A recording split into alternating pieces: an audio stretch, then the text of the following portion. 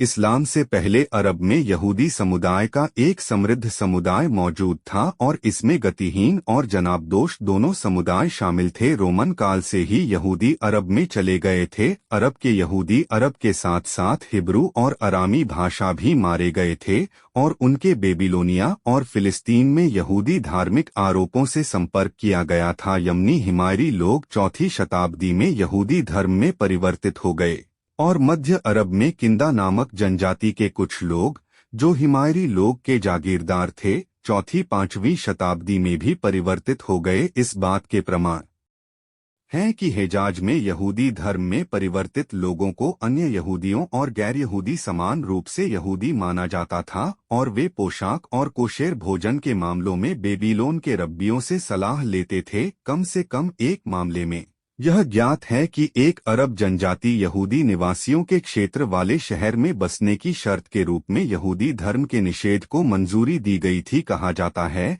कि यथरिब मदीना में कुछ अरब महिलाओं ने कहा था कि अगर उनका बच्चा बच गया तो उन्होंने उसे यहूदी बना दिया, क्योंकि वे यहूदियों को ज्ञान और किताब वाले लोग मानते थे। इतिहासकार फिलिप हित्ती ने यह अनुमान लगाया है कि यथरिब के यहूदी कबीले में अरब और अरामी मूल के यहूदी कबीले शामिल थे।